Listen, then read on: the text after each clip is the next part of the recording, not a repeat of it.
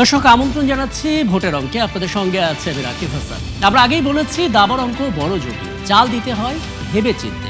আর তার চেয়েও বড় জটিল ভোটের অঙ্ক, কারণ সামনে থাকে অনেক প্রার্থী, অনেক দল, থাকে অনেক মত, গোত্র আর আঞ্চলিক নানা ফ্যাক্টর। এই সব কিছু আসলে নির্ধারণ করে জয় পরিজয়ের একটা জটিল পরিসংখ্যান। আজ আমরা সেই ধারাবাহিকতায় চেষ্টা করব সব কিছু মাথায় রেখে বগুড়ার 7টি সংসদীয় আসনের ভোটের অঙ্ক মেলাতে। তো শুরু করা যাক দর্শক। আমরা দেখেছি বগুড়ার মোটামুটিভাবে 7টি সংসদীয় আসন রয়েছে এবং এই 7টি সংসদীয় আসনের প্রথমটাই হচ্ছে সারিয়াকান্দি এবং সোনাতলা। এটা বগুড়া 1 সংসদীয় আসন এবং দেখা গেছে এই সংসদীয় আসনের মূল যে সংকট, নাগরিক যে ভোগান্তি, সেটা হচ্ছে নদী ভাঙন। এখানে 19টি ইউনিয়ন রয়েছে, 2টি পৌরসভা নিয়েছে এবং আমরা দেখেছি মোটামুটিভাবে 5 জন প্রার্থী এখানে রয়েছেন। হেভিওয়েট প্রার্থীদের যে তালিকা আমরা দেখেছি তার ভিতরে সবার আগেই যার নামটা আসে ধানের শীষ প্রতীক নিয়ে কাজী রফিকুল ইসলাম এবং দাঁড়িপাল্লা প্রতীক নিয়ে অধ্যক্ষ শাহাবুদ্দিন। এরপরে আছে বগুড়া 2 এবং অবশ্যই এটা আমরা জানি শিবগঞ্জের একটি আলোচিত আসন।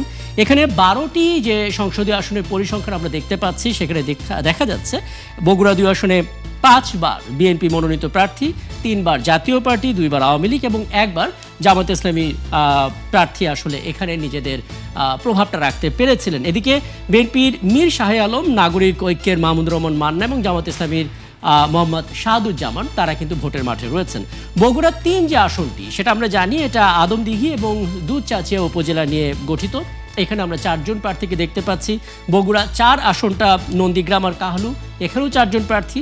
শেরপুর আর ধুনট নিয়ে বগুড়া 5 জন আসন এবং এই 5 আসনে 5 জন প্রার্থী রয়েছেন। বগুড়া 6 সেটা সদর আসন, এখানে প্রার্থী 5 জন এবং সবশেষ গাবতলী এবং শাহজাহানপুর ঐতিহাসিক এবং আলোচিত বগুড়া 7 আসন এবং এখানেও আমরা 4 জন প্রার্থীকে দেখতে পাচ্ছি। আমরা মোটামুটি একটা ধারণা পেয়ে গেলাম যে 7টি সংসদীয় আসনের এলাকাটা কতদূর পর্যন্ত বিস্তৃত, প্রার্থীদের সম্বন্ধেও আমরা মোটামুটি ধারণাটা পেয়েছি। এবার যদি আমরা ভোটের অঙ্ক মেলানোর জন্য কিছু আসন ভিত্তিক পরিসংখ্যান দেখে নিই দর্শক। শুরুতে যদি বগুড়া 1 আসনটা দেখি, আগে জানিয়েছি সারিয়াকান্দি এবং সোনাতলা নিয়ে মূলত এই আসনটি এবং এখানে সবচেয়ে ইন্টারেস্টিং যেই ছবিটা আমরা দেখতে পাচ্ছি দর্শক, এখানে নারী ভোটারের সংখ্যা বেশি, পুরুষ ভোটারের সংখ্যা কম, আবার তরুণ ভোটারের সংখ্যা কম, কিন্তু 2008 সালের পর অনেক ভোটার এখানে যুক্ত হয়েছেন। তার মানে বোঝা যাচ্ছে এখানে তরুণ ভোটার যতটা ফ্যাক্টর তৈরি করবে তার চাইতে অন্তত 2 গুণ বড় ফ্যাক্টর তৈরি করবে নারী ভোটার।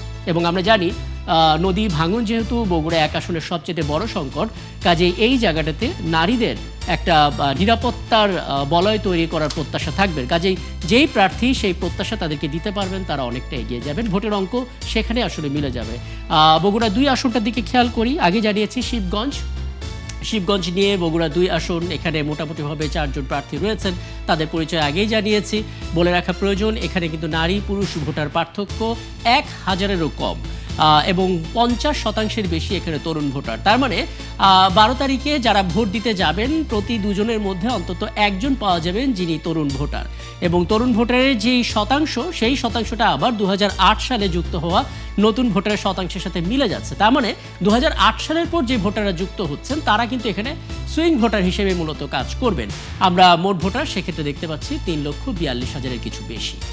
বগুড়া 3 আসনে একটু ঘুরে আসতে চাই এবং বগুড়া 3 আসনটা যথেষ্ট আলোচিত আদমদিঘি এবং দুধচাচিয়া উপজেলা নিয়ে এবং আগেই জানিয়েছি 4 জন প্রার্থী এখানে লড়ছেন এবং এখানে কিন্তু নারী এবং পুরুষ দুটো কিন্তু সমানের সমান, অর্থাৎ 1,69,000, 1,69,000। বাকি শতাংশের ক্ষেত্রে সামান্য কিছু পার্থক্য রয়েছে। কাজেই নারী পুরুষ 2 পক্ষকে আসলে সমানভাবে গুরুত্ব দেয় এখানে প্রয়োজন। তরুণ ভোটারের 30%, এটা আমরা গড় পত্তায় দেখেছি 30% করেই তরুণ ভোটার যুক্ত হয়েছেন। তার মানে প্রতি 3 জনে 1 জন আমরা তরুণ ভোটারকে পাবো। তৃতীয় লিঙ্গের ভোটার এখানে মোটামুটিভাবে কমই বলা যায়, কারণ এর আগে আমরা দেখেছি কোনোটা 6 জন 7 জন 8 জন পর্যন্ত ছিল, এখানে 3 জন, কিন্তু তারা আসলে চিহ্নিত, তাদের সঙ্গেও আসলে কথা হয়েছে। তারা কাদেরকে ভোট দেয় সেটাও কিন্তু দেখার বিষয়। 2,36,424 জন, বিশাল সংখ্যক ভোটার আসলে 2008 সালের পর যুক্ত হয়েছে। বগুড়া 4 আসনটা দেখে নিই, আদমদিঘি, শেরপুর এবং ধুনট, নন্দীগ্রাম এবং কাহালু আসন, দুঃখিত নন্দীগ্রাম এবং কাহালু আসন নিয়ে বগুড়া 4 এবং এখানে আমরা নারী পুরুষের পার্থক্য 1000-এর কম দেখতে পাচ্ছি। তার মানে বোঝা যাচ্ছে দুটো অংশকে সমান গুরুত্ব দেওয়া প্রয়োজন। তরুণ ভোটারের সংখ্যা তুলনামূলক কম বলা যেতে পারে, দ্বিতীয় ধাপে আছে, কারণ সবচেয়ে বেশি যেখানে ছিল সেটা ছিল বগুড়া ২ আসন, সেখানে 50% বেশি, এখানে আমরা দেখতে পাচ্ছি 29% মতো। তার মানে এখানেও 3 জন ভোটারের মধ্যে আমরা একজন করে তরুণ ভোটার পাচ্ছি। 2008 সালের পর যে ভোটাররা যুক্ত হয়েছেন সেই ভোটারের সংখ্যা প্রায় 74%। তার মানে সুইং ভোটার হিসেবে এখানে আমরা 45% ভোটারদেরকে কাউন্ট করতে পারি। অর্থাৎ এই 45%-এর হাতেই আসলে বগুড়া 4-এর ভাগ্য অনেকটা নির্ধারণ করবে। আমরা বগুড়া 5 থেকে ঘুরে আসি। আগেই জানিয়েছি বগুড়া 5 হচ্ছে শেরপুর এবং ধুনট, এই দুটো সংসদীয় আসন, এবং এখানে মোট ভোটার 5,72,342। বলা যেতে পারে এটা দ্বিতীয় বৃহত্তম একটা আসন বগুড়ার এই 7টি সংসদীয় আসনের মধ্যে। তরুণ ভোটার সংখ্যা তৃতীয় সর্বোচ্চ 37%। তার মানে এখানেও আমরা বলতে পারি যে যারা 12 তারিখ ভোট দিতে আসবেন তাদের কিন্তু প্রতি 3 জনের মধ্যে আমরা একজন তরুণ ভোটার পাবো। তবে এখানে লক্ষণীয় ব্যাপার হচ্ছে পুরুষের চাইতে নারী ভোটারের সংখ্যা প্রায় 10,000 বেশি। মানে এটা আসলে অনেক বিশাল একটা পার্থক্য। তার মানে মহিলা ভোটারদেরকে আসলে বেশি ফোকাস করার সম্ভাবনা রয়েছে যদি জয়ের প্রত্যাশা নিয়ে মাঠে নামে। আমরা 2008 সালের যে ভোটার, সেই ভোটারের ব্যাপারটাও দেখতে পাচ্ছি। সুইং ভোটার বলে যে তথ্যটা আমরা সবসময় জানাই দর্শক, সেটা বের করার একটা অন্যতম টেকনিক হচ্ছে 2008 সালের পর নতুন যে ভোটাররা যুক্ত হচ্ছেন তাদেরকে দিয়ে, এবং আমরা দেখতে পাচ্ছি সেই সংখ্যাটা মূল যে ভোটার তাদের অর্ধেকেরও বেশি এবং প্রায় 61%। কাজে এখানে একটা বড় ধরনের ভূমিকা রাখবে 2008 সালের পর যুক্ত নতুন ভোটাররা। বগুড়া 6 আসনটা দেখে নিতে চাই। বগুড়া 6 হটর মূলত সেফ সদর আসনটা নিয়ে বগুড়া 6, এবং এখানেও কিন্তু আমরা দেখতে পাচ্ছি 4,54,000, এটা বলা যেতে পারে দ্বিতীয় বৃহত্তম আসন বগুড়া 6। যেহেতু এখানে একটা সদরের প্রভাব রয়েছে, এখানে কিন্তু তৃতীয় ভোটারের সংখ্যা, তৃতীয় লিঙ্গের যে ভোটার সেটা কিন্তু সবচাইতে বেশি, 10 জন। একটু আগে বলছিলাম দর্শক, কখনো আমরা 5 জন দেখি, 6 জন দেখি, কিন্তু এটা একটা সংসদীয় আসনের মধ্যে সবচাইতে বেশি সংখ্যক তৃতীয় লিঙ্গের ভোটার এখানে আছে, 10 জন। তরুণ ভোটারের সংখ্যা 31%, এবং লক্ষণীয় বিষয় হচ্ছে এখানে অস্বাভাবিকভাবে মানে প্রায় 11,000 বেশি রয়েছে মহিলা ভোটার। তার মানে এই আসনটাও নারী প্রধান, এবং তাদেরকে যারা আকৃষ্ট করতে পারবেন, আস্থায় নিতে পারবেন যে প্রার্থীরা, তারাই আসলে নির্বাচনে এগিয়ে যাবেন। সুইং ভোটের সংখ্যাটা অনেক বেশি, প্রায় 54%। অর্থাৎ এই 54%-এর হাতে আসলে বগুড়া 6 আসনের ভাগ্যটা নির্ধারণ হবে। আমরা বগুড়া 7 আসনে যেতে চাই। সবশেষ সংসদীয় আসন গাবতলী এবং শাহজাহানপুর। বলা যেতে পারে এটা বগুড়ার ঐতিহাসিক একটা আসন, আলোচিত আসন এবং সবচেয়ে বড় আসন। 5,38,000-এর বিশাল ভোটার এখানে রয়েছে, এবং 4 জন আলোচিত প্রার্থী এখানে রয়েছেন। তাদেরকে নিয়ে আগেই কথা হয়েছে, এবং এখানেও আমরা দেখতে পাচ্ছি মহিলা পুরুষের যে পার্থক্য সেটা খুবই সামান্য, 2,000-এর মতো। তবে তরুণ ভোটার চোখে পড়ার মতো 3 জনের মধ্যে অন্তত একজন আমরা তরুণ ভোটার পাচ্ছি। মোটামুটিভাবে আমরা একটা ধারণা পেয়ে গেলাম 7টি সংসদীয় আসন নিয়ে, এবং আমরা আসলে এই 4টি আসন নিয়ে কথা বলার চেষ্টা করব, এবং পাশাপাশি আমরা একটু আলাপ করার চেষ্টা করব যে কোন জায়গাগুলো নিয়ে আমরা আসলে কথা বলতে পারি। তবে দর্শক, বলে রাখা প্রয়োজন, আমাদের হাতে যে তথ্যগুলো আছে সেই তথ্যগুলো নিয়ে আমরা কথা বলবো।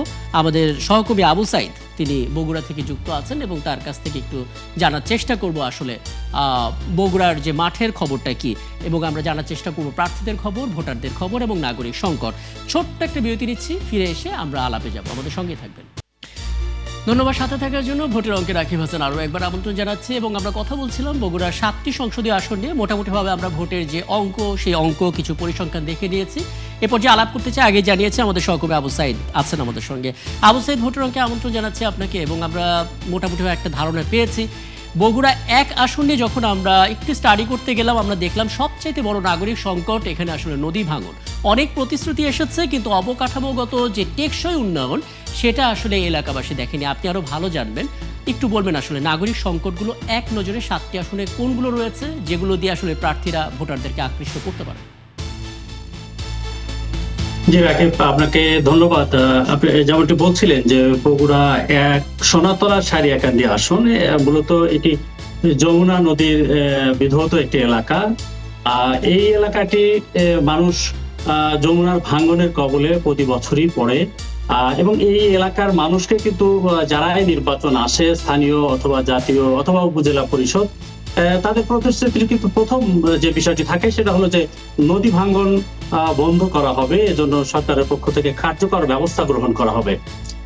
এই সকল কথা কিন্তু বারবার বলা হয়ে থাকে, কিন্তু শেষ পর্যন্ত দেখা যায় যে সেই প্রকল্পটি বাস্তবায়ন হয় না, অথবা যদিও হয় সেটা যথাযথভাবে হয় না। এই অভিযোগটা কিন্তু সোনাতলা এবং সারিয়াকান্দি এলাকার মানুষ বরাবর করে আসছেন, এবং এই সমস্যার এটাই হচ্ছে ওই এলাকার মানুষের কাছে সবচেয়ে বড় একটি সমস্যা।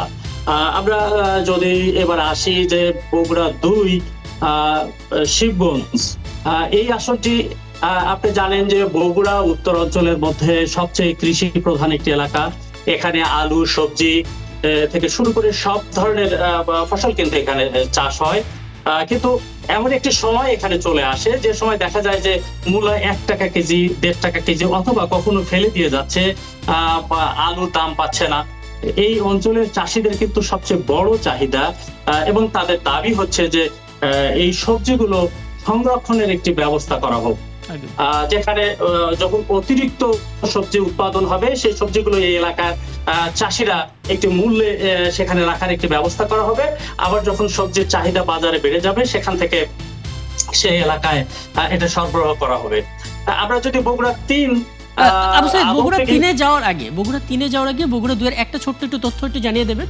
নানা নাটকীয়তার পর নাগরিক ঐক্যের মাহমুদুর রহমান মান্নার কথা আমরা শুনতে পাচ্ছিলাম এই আসনটিতে নির্বাচনের এই সময়টাতে তিনি আসলে গণসংযোগ করছেন কিনা, পরিস্থিতি আসলে কি দেখছেন, প্রার্থীদের কথা ছোট করে জানিয়ে তারপর আমরা চলে যাব বগুড়া 3-এ। জি, ধন্যবাদ। আপনি যেমনটি বলছিলেন যে বগুড়া 2 শিবগঞ্জ এই আসনে মাহমুদুর রহমান মান্না নাগরিক ঐক্যের পক্ষ থেকে তিনি প্রার্থী হয়েছিলেন, এখন হয়েছেন, কিন্তু শুরুতে কিন্তু বিএনপি যে জোট সেই জোটের প্রার্থী তিনি ছিলেন। তিনি বগুড়া এবং ঢাকার 2টি আসনে কিন্তু তার মনোনয়নপত্র দাখিল করা হয়। বগুড়ার মনোনয়নপত্র এখানে অবৈধ ঘোষণা করা হয়েছিল। পরবর্তীতে তিনি উচ্চ আদালতে নির্বাচন কমিশনের মাধ্যমে সেখান থেকে তার বৈধতা তিনি পান, এবং এখন তিনি কেতলি মার্কায় তিনি নির্বাচন করছেন। গত কয়েকদিন আগে তিনি বগুড়ার শাহ সুলতান বলখি রহমতুল্লাহ আলাইয়ের মাজার জিয়ারত করে আনুষ্ঠানিকভাবে নির্বাচনের প্রচারণা শুরু করেন।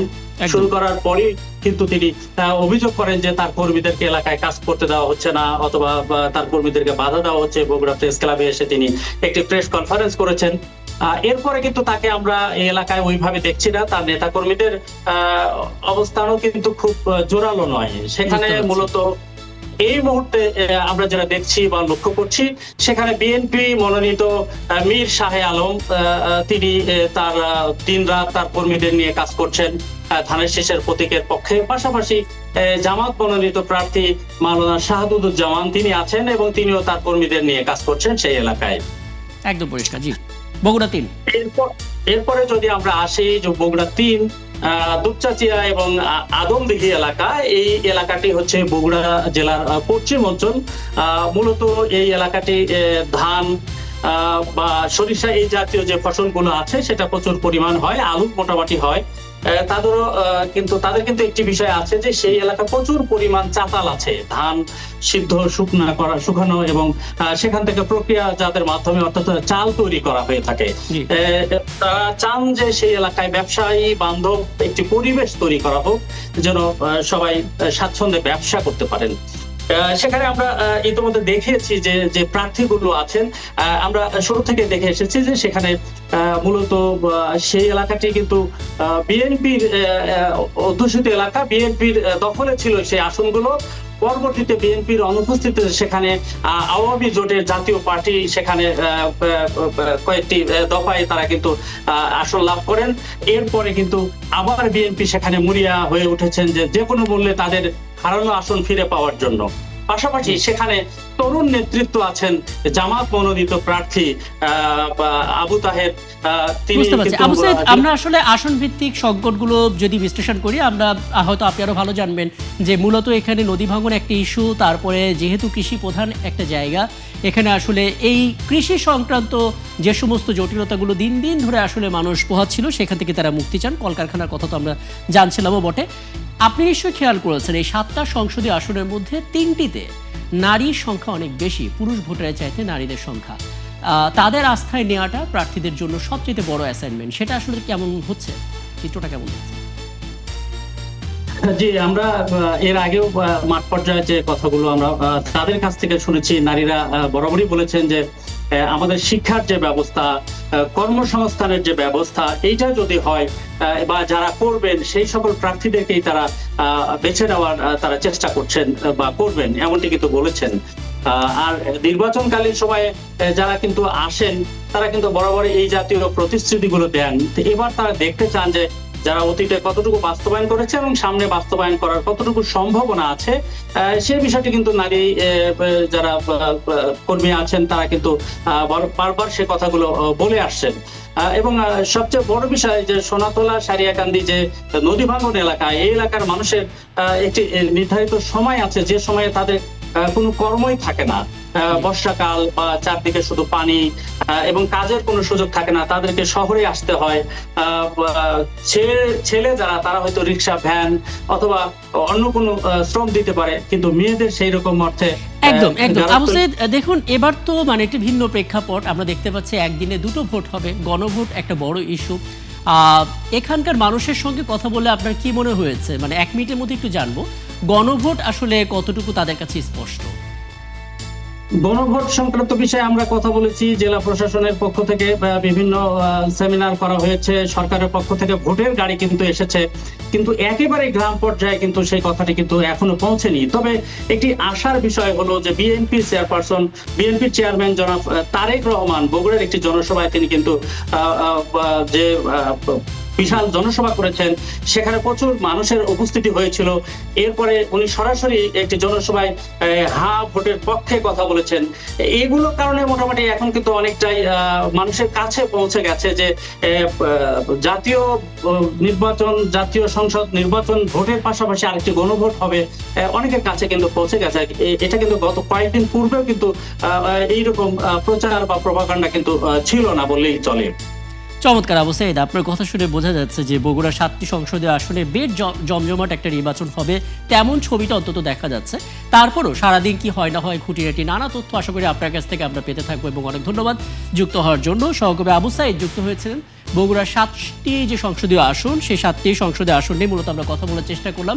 প্রার্থী, নাগরিক সংকট, প্রত্যাশা সবকিছু নিয়ে আসলে আমরা আমাদের মতো করে অঙ্কটা মেলানোর চেষ্টা করলাম। দর্শক, আপনার ভোটের অঙ্ক কিন্তু আপনাকে মেলাতে হবে, এবং কোন হিসেবে সেটা মেলাবেন সেটা আপনি ভালো জানেন। দেখা হবে আগামীকাল ঠিক রাত 10টায়। আমরা কথা বলবো তখন সুনামগঞ্জ এবং লক্ষ্মীপুর, এবং এই দুটো জেলার আসলে ভোটের অঙ্ক মেলানোর চেষ্টা করব। সংবাদে থাকুন 71-এর সাথে। সাবস্ক্রাইব করুন 71 ইউটিউব চ্যানেল। 71-এর সাথেই থাকুন।